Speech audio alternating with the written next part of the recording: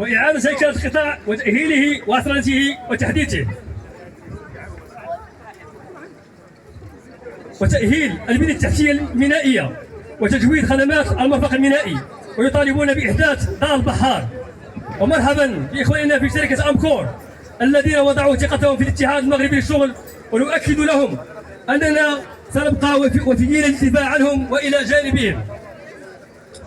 ونوجه تحياتنا لإخواننا وأخواتنا مستخدمي فندق أفانتي المحمدية الذين ونوجه تحياتنا لإخواننا وأخواتنا مستخدمي فندق أفانتي المحمدية الذين يناضلون من أجل الكرامة ديال الجبروت، بعض الأشباه المسؤولين داخل الفندق الذين لا يحترمون القانون ويتعسفون على مناضلات ومناضلي الاتحاد المغربي للشغل. ونؤكد والمسؤول مالك مخلوع، النقابة حق مشروع، والمسؤول مالك مخلوع، النقابة حق مشروع، والمسؤول مالك مخلوع، والمسؤول مالك مخلوع، النقابة حق مشروع، والمسؤول مالك مخلوع، عشان. ونؤكد لهم أننا بجانبهم متضامنين معهم حتى تحقيق مطالبهم العادلة والمشروعة. ونتمن نضالات أخواتنا وإخواننا في الجامعة الوطني للعمال وكالات وشركات توزيع الماء والكهرباء والتطهير بالمغرب، مستخدمو وأطر شركة ليديك الذين يناضلون من أجل وحدتهم، مستخدمو وأطر شركة ليديك الذين يناضلون من أجل وحدتهم النقابية والحفاظ على مكتسباتهم في ظل تحول القطاع إلى الشركات المتعددة الخدمات، والحفاظ على مجال التطبيب، والحفاظ على مجانية التطبيب والاستفادة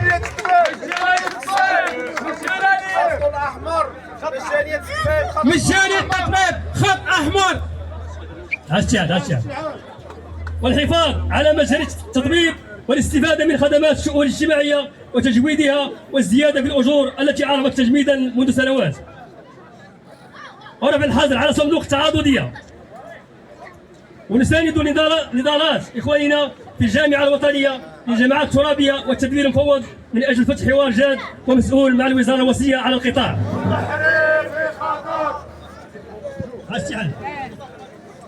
كما تفتقد العديد من المؤسسات لمواصفات الصحة والسلامة المهنية ولا توفر فيها لجان المقاولة، ولا تحترم الحق الأدنى للأجور، ولا تصرح بعمالها لدى الصندوق الوطني للضمان الاجتماعي، ويتعرض فيها العمال لاستفزازات مستمرة.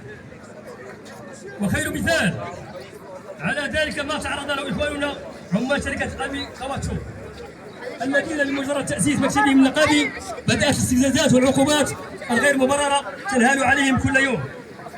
أما بعد مطالبتهم بتحسين ظروف العمل وجهوا بالطرد الجماعي في خلق سافر لكل القوانين. هذا المعمل الذي لا تتوفر فيه أدنى شروط العمل اللائق، وذلك بشهادة السلطات العمومية ومديرية التشغيل. وسط هذا الحصار المضروب على الطبقة العاملة ورغم كل المضايقات، فإن العمال وإيمانا منهم بأن العمل النقابي المستقل المتجسد فيه الاتحاد المغربي للشغل هو السبيل الوحيد للدفاع عن حقوقهم وصون كراماتهم. التحق بصفوف الاتحاد مجموعة من القطاعات المهنية الأجرة بصنفيها ومهنيو عربات الشر. فهنيئا لكم جميعا على نضالاتكم البطولية اليومية من أجل الحقوق والكرامة والنهوض بأوضاعكم المادية والمهنية وتقوية الصفوف. هنيئا لكم على مشاركتكم الكثيفة والحاشدة والمنظمة، والتي أثبتتم بها قوتكم ووحدتكم صفكم وعزمكم على الكفاح الوعي المنظم. أيتها الأخوات العزيزات، أيها الإخوة الأعزاء، إن منظمة الاتحاد بالوحدة والتضامن، بالوحدة والتضامن، بالوحدة والتضامن، بالوحدة والتضامن، وبالوحدة والتضامن، وبالوحدة والتضامن. إن منظمة الاتحاد المغربي للشغل يتجدد التزامها بتحمل واجباتها ومسؤوليتها التاريخية فإنها توجه للجميع.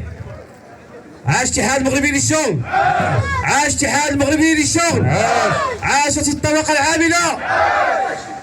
والآن الكلمة ديال الأمانة العامة ديال الأخ الأمين العام سيلقيها الأخ الكاتب العام عضو المكتب الإداري للاتحاد المغربي للشغل الأخ المناضل محمد شانون.